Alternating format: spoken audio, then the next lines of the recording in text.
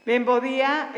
Saúdo de novo aos participantes destas xornadas sobre mulleres rurais, unha ollada desde Galicia e América Latina, organizada en colaboración feliz e frutífera entre dous órganos estatutarios de Galicia, a Valedora do Pobo e o Consello da Cultura Galega, que iniciamos no ano 2020 unha andaina xuntos a favor da inclusión e da igualdade.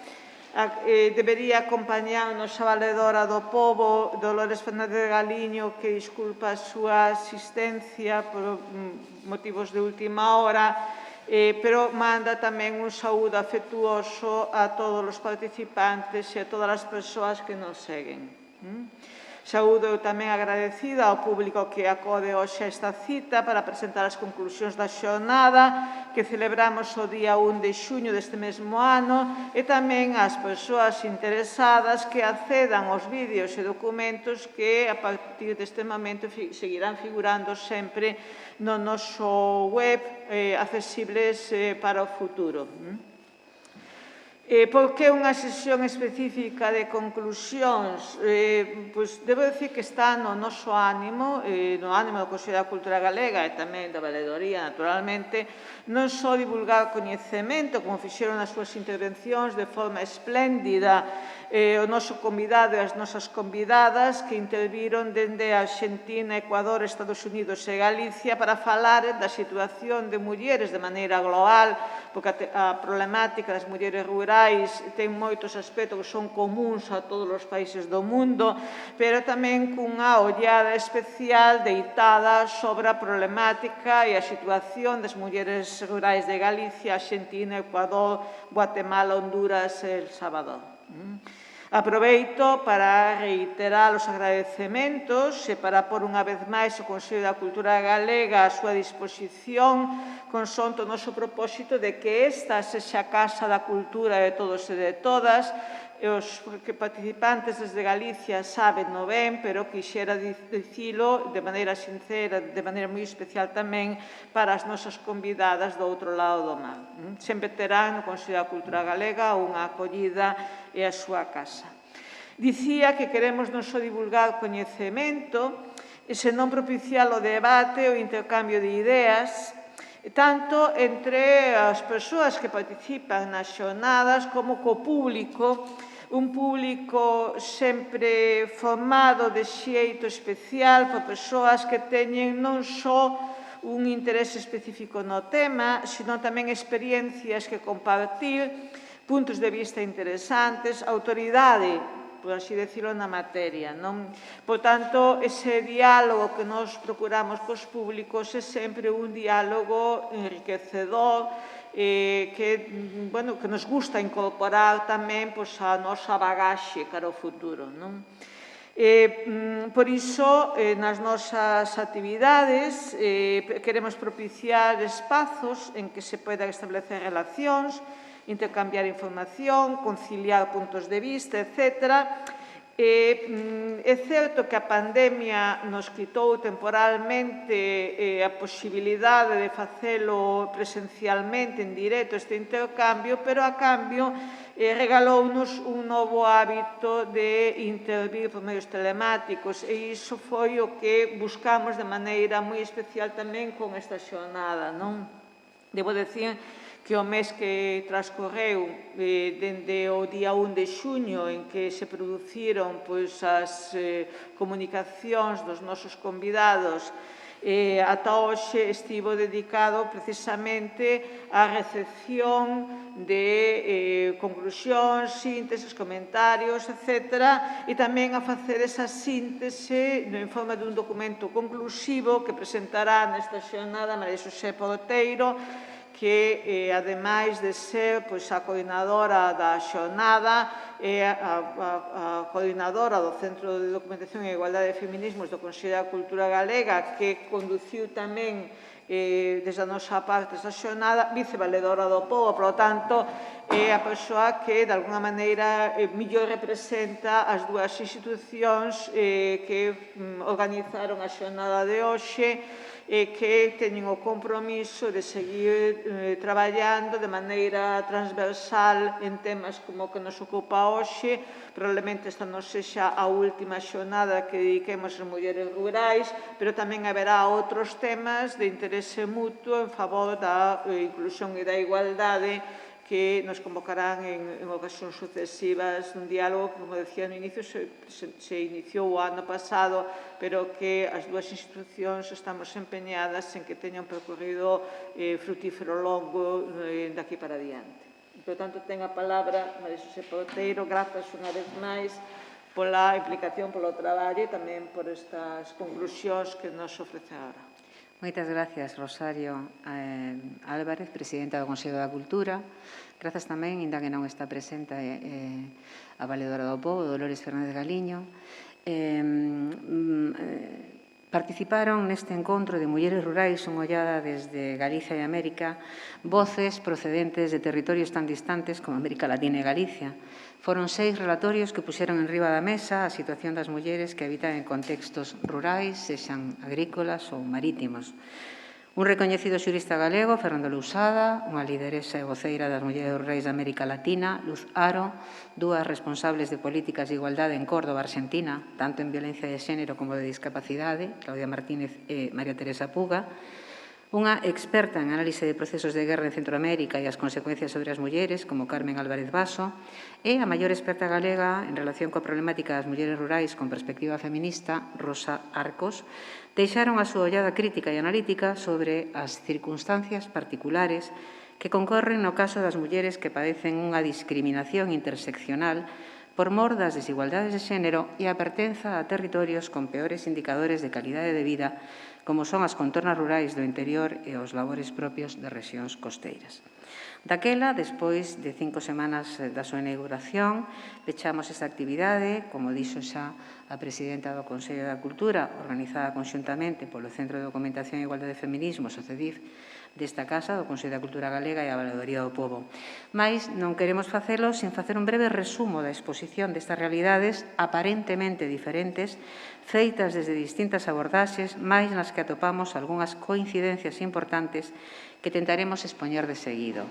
De seguido, antes das conclusións, farei unha exposición de datos relevantes que aparecen no decurso dos 6 relatorios e que teñen coincidencias. É frecuente atopalo en máis dun destes relatorios.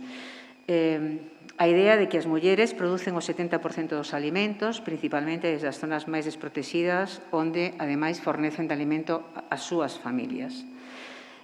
Só posúen o 2% da terra. É frecuente a multidiscriminación. Comparten o traballo agrícola, o na mar, co doméstico e o dos cuidados. Maioritariamente non están incorporadas ao mercado laboral. Daquela carecen de retribución ou a teñen moito máis baixa que os traballadores varóns. Sofren as maiores taxas de pobreza. Padecen violencia de xénero en situacións de maior vulnerabilidade e durante moito máis tempo polo afastamento, a menor conectividade, en termos de desplazamentos e de acceso á comunicación digital, e maior dificultade para acceder á información, á xustiza e aos servicios públicos de igualdade. Teñen maior dificultade, por non dicir extrema, para acceder á titularidade da terra. Mesmo nas sociedades máis desenvolvidas, é infrecuente que nas estatísticas se segreguen os indicadores da fenda de xénero no ámbito das mulleres rurais, o que dificulta a valoración e o impacto das desigualdades e das diferentes formas de exclusión ou violencia, así como a resposta para contrarrestalas. As mulleres urbanas, mesmo nos colectivos máis comprometidos co activismo feminista, non adoitan ter presente as circunstancias específicas das rurais. Se acaso, no ámbito do ecofeminismo se aborda esta cuestión, pero non se adoita traballar directamente sobre o terreo. Algún dato concreto sobre Galicia, que en Galicia o 80% das mulleres rurais recoñece comportamentos machistas na súa contorna e tamén sabemos, constanos, que teñen as pensións máis baixas de todo o Estado cando as teñen. Organismos internacionais como a FAO, que é a Organización das Nacións Unidas para a Alimentación e Agricultura, afirman que as mulleres rurais forman parte tradicional do rol feminino, digamos que incorporan absolutamente os estándares de rol que teñen a ver co traballo doméstico e cos cuidados, alén do cuidado da terra. Un dato, por dar datos que nos chegan de outros sitios, en Argentina as tareas de cuidado en xeral que asumen as mulleres supoñen o 16% do PIB neto do Estado, da nación argentina, por riba do turismo e do comercio. Como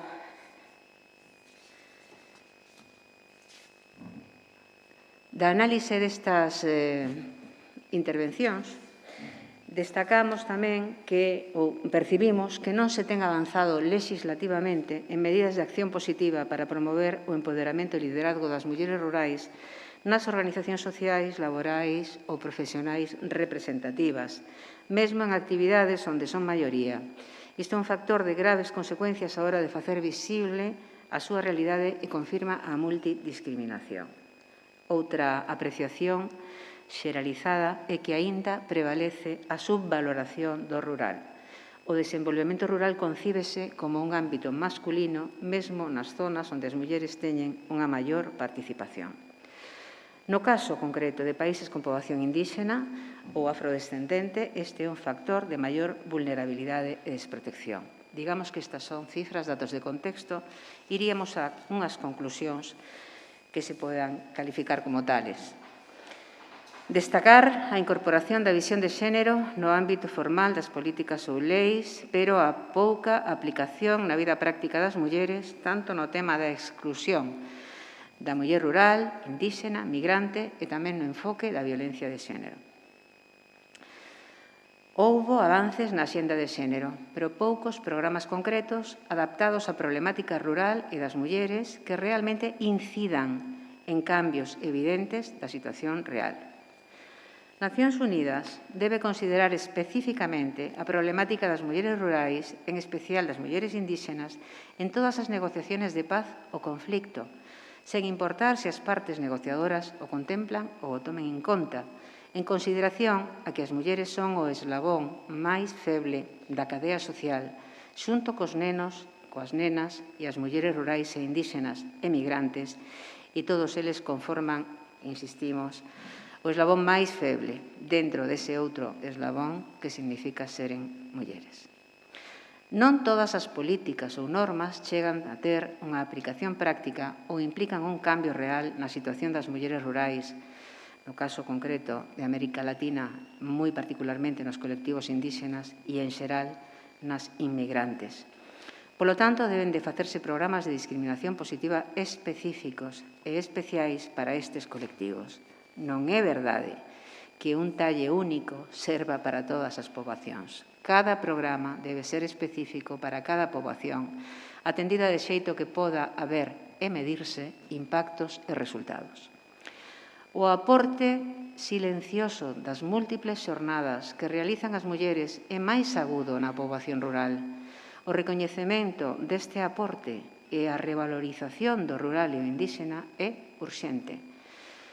Do mesmo xeito que o recoñecemento de que as estructuras machistas e a violencia de xénero é peor para estas poboacións de xeito particular. Non hai que esquecer que a outra pandemia que durou máis tempo e aínda vai durar máis é a dos feminicidios. A comunidade internacional debe considerar monetizar desde o Estado o aporte das mulleres nas tareas domésticas e o que implica para o mantemento das estructuras sociais e de cada país en xeral. Como recordatorio das intervencións de cada unha das persoas que participaron, e xa rematamos con isto, destacamos algunhas ideas con nome e apelido de quen as dixeron. Luz Haro, lideresa das mulleres rurais de orixe ecuatoriano, di algo tan contundente como que para cambiar as cousas require ir alén da norma, é dicir, desde a convicción e o compromiso, para dar unha resposta, transformar a vida, evitar as migracións do campo ás cidades e ter mellores oportunidades de abastecemento. As mulleres rurais, di Luz Haro, temos cerebro e fortaleza, pero faltan espazos de oportunidade. María Teresa Puga, subsecretaria de Discapacidade do Goberno de Córdoba, lémbranos que do 27% de mulleres que traballan na produción de alimentos na súa comunidade, somente o 4% cobran malia seren un factor de arraigo vencellado á calidade de vida. Rosa Arcos, membro da Comisión de Igualdade do CEDIF, experta no ámbito das mulleres no rural, recordounos que neste ámbito, no ámbito rural, os cuidados de todo tipo son asumidos polas mulleres alá onde non chegan os servizos públicos. A conciliación é só cousa de mulleres que expropian, é o termo que utiliza, expropian o tempo libre de outras mulleres, polo xeral, nai, curmán, irmá, veciña. Claudia Martínez, ministra das Mulleres na provincia de Córdoba, tamén Argentina, insistía en que é preciso poñer en axenda o valor das mulleres na pandemia, que amosou que esta situación que atravesa a humanidade nos afecta de xeito diferencial, visibiliza desigualdades e discriminacións históricas e pon en valor os coidados que formaron parte tradicional do rol feminino. Fernando Lousada, desde Galicia, facía fincapé en que nos últimos anos a violencia de xénero no ámbito rural produce unha dupla situación de opresión determinada pola predominancia patriarcal no rural, onde se dá especialmente. Fai referencia a unha macroenquisa do Goberno español do ano 19, donde non aparecen, como en case ningunha, datos desagregados en función do territorio. Si considera, en cambio, o tamaño dos municipios, pero non é posible coas cifras oficiais distinguirmos entre o que acontece no mundo rural e no mundo urbano. E é unha carencia que aquí se denuncia. Carmen Álvarez Baso, especialista en situacións de conflicto, nos falaba dos países do Triángulo Centroamericano, El Salvador, Honduras e Guatemala, onde se viviron procesos de guerra e posteriores acordos de paz e onde a situación das mulleres sigue a ser de moita máis violencia mesmo despois dos acordos de paz. A violencia é neste momento a maior causa de morte en mulleres novas de ata 20 anos, seguida das mortes por complicacións en embarazo e partos en mulleres nunha franxa de idade de entre 15 e 20 anos. Aludiu a Rebecca Greenspan, a secretaria xeral da Xunta da ONU, Claudia Martínez, recollendo algo que Greenspan dixo e que nos parece moi adecuado para rematar este informe final, con conclusiones incluídas, da xornada das mulleres rurais, unha ollada desde Galicia e América Latina. A secretaria xeral da Xunta da ONU dixo que 25 anos despois do cumio de Beijing, a nova normalidade debería ser mellor. Non debería significar un retroceso. A nova normalidade despois da pandemia debería ser mellor. Os dereitos das mulleres deben ser máis firmes e saírmos desta crise máis unidas ca nunca. Temos que estar do lado correcto da historia. Para rematar, moitas grazas, Presidenta, representando na túa persoa a todas as persoas que fixeron posible este encontro casualmente transatlántico coas mulleres rurais e a súa realidade como motivo de encontro. Moitas grazas. Grazas.